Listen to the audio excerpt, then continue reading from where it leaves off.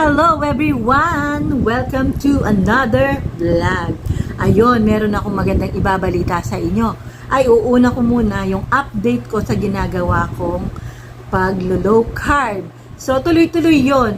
Ngayong linggo lang ako medyo tumigil. Kasi umiinom ako ng antibiotics. Kapag kasi umiinom ako ng antibiotic, guys, ang ginagawa ko ay kumakain ako ng kanin talaga. Kasi ayoko na dahil lang sa antibiotic ay merong madamage. Kasi yung kinakain ko araw-araw ay masyadong magaan. Masyadong magaan na sa palagay ko ay hindi niya kaya yung antibiotics. Kaya ang ginagawa ko ay kumakain ako ng kahit konting-konti lang. Pero 2 tabletas na lang yung natitira. Kaya ayun, sa next day niyan, hindi bukas, sa next pa, yun, itutuloy ko na naman yung low carb ko. Alam nyo ba na pag naglo-low carb ka ay sobrang gaan ang pakiramdam ng katawan. Hindi ka nagigilty na baka tumaas ang sugar, ganyan-ganyan. Kasi dapat talagang mini-maintain yon. So kahit na kumakain ako ng kanin ngayon, ay konting-konti lang talaga na ayokong bumigat yung pakiramdam ko kapag kumakain ako ng gano'n. Kaya ayoko ng sobra-sobra. Ayun. O, tapos na tayo sa aking pag-a-update. So, ngayon, ibabalita ako sa inyo na meron na po akong first sahod sa YouTube sa wakas at super excited ako. Kaya lang, may konting-konti lang na naging problem. Kasi, bago pa lang naman yan, bago ko pa lang nalaman na magkakaroon na pala ako ng sahod, ay nag-apply na ako ng ATM sa isang bank. Pero nung meron na yung ATM, bago ako umalis, ay nagtanong ako sa kanila kung pwede ba yung ATM na yon na doon na papasok yung sweldo ko sa YouTube. So parang wala silang idea kung pwede yon. Sabi nila ay baka hindi pwede. So ayun, nag-aalanganin ako, parang naniwala ako na hindi yun pwede. So nung nagkaroon na ako ng email sa YouTube, sinabi nga na may sahod ako, na kailangan ay mag-fill up ako ng yung yung tax. Kailangan ay fill upan ko yung tungkol sa tax, kung magkano yung babayaran kong tax.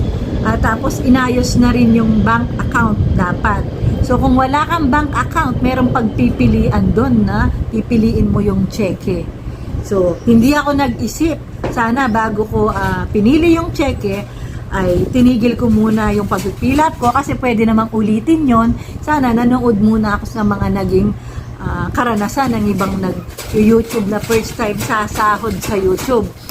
Hindi ako nanood kaagad. Parang dire-diretso lang ako. Pinili ko pa yung cheque. So, dahil natapos ko ng pilapan lahat-lahat, nabawas na yung tax at kung magkano na lang yung natira sa sahod ko, ayun, nakita ko naman, pinakita ni YouTube, syempre. Ayun, na-approve naman at ngayon ay hinihintay ko na lang yung cheque na yon. Tapos yon, dahil nga okay na yung lahat, sa tingin ko may darating akong cheque. Doon pa lang ako nanood sa YouTube yung mga video ng mga first time magsasahod. Ganon sila kagaya ng ginawa ko na dahil wala pa silang bank account, ang pinili nila ay cheque din. Mali kami ng pinili na dapat ay bank account talaga. Dapat talaga mag-open ka, huwag kang pipili ng cheque dahil napaka-imposible palang ipapalit dito yung cheque na yon. Pwedeng ipapalit kung meron tayong dollar account. Magkano lang naman yung sasahurin, tapos napakalaki nung pag-o-open ng dollar account. So napaka-imposible. Siguro kung mayaman talaga ako, makakatanggap ako ng dollar account o makaka-open ako ng dollar account, yun, pwede kong makuha yung sahod na yun. Pero sa ngayon, ang laki-laki ata ng kailangan na i-deposit sa sa dollar account. May nagsasabi na $500. Diyos ko naman, ang konti-konti lang ng sahod ko.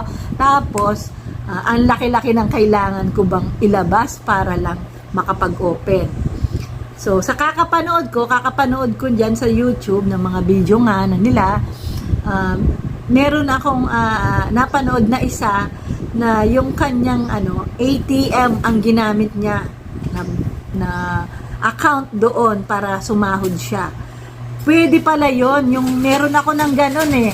Sana di ako naniwala doon sa nagsabi sa akin sa bangko na baka hindi pwede. Pwede pala yon kasi yun at yun din ang ginamit nung iba na tamang-tama na meron na akong ganon.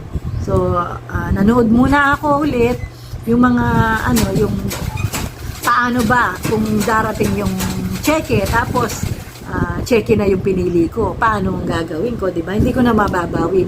Pwede pala yon kapag pala dumating na yung cheque at hindi naman siya na in cash. Siyempre hindi naman mababawasan sa kanilang cheque lang naman yon, hindi mababawas sa YouTube yon.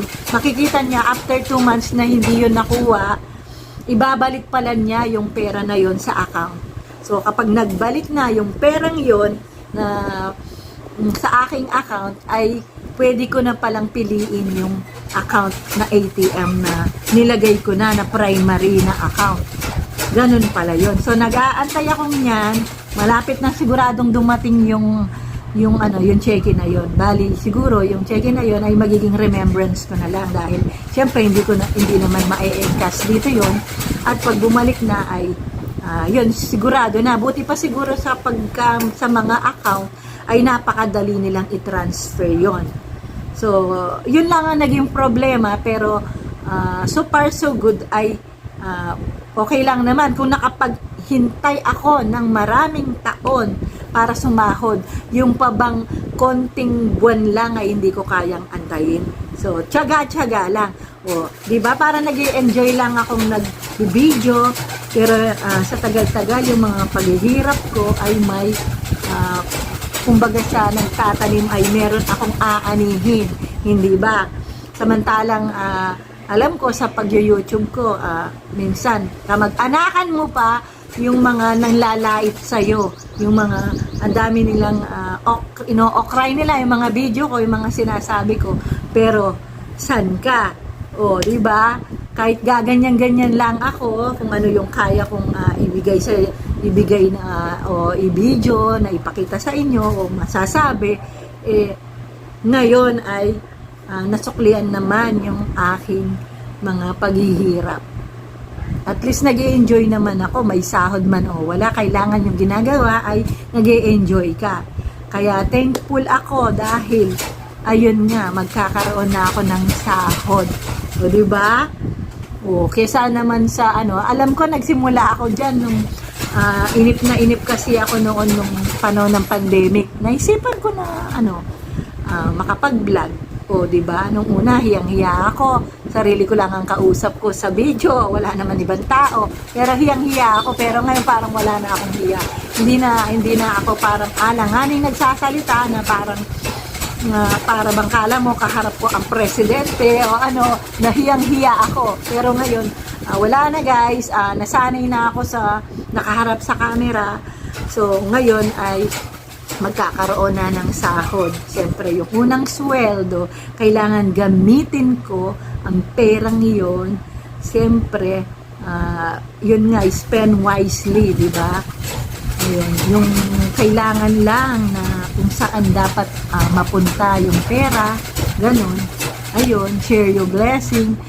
At saka guys, gusto kong magpasalamat sa inyo na aking mga subscriber na kung hindi dahil sa inyo, kung hindi dahil sa panonood nyo, ay baka wala naman akong sahod. Kaya thankful ako sa inyong lahat. Sa mga hindi pa nakakapag-subscribe sa aking channel, sana ay mag-subscribe kayo. Supportahan nyo naman itong aking YouTube channel. Gusto ko lang makatulong sa aking kapwa kapag talagang dire-diretso na akong magkakaroon ng sahod. And thanks for watching. God bless you all. Bye-bye.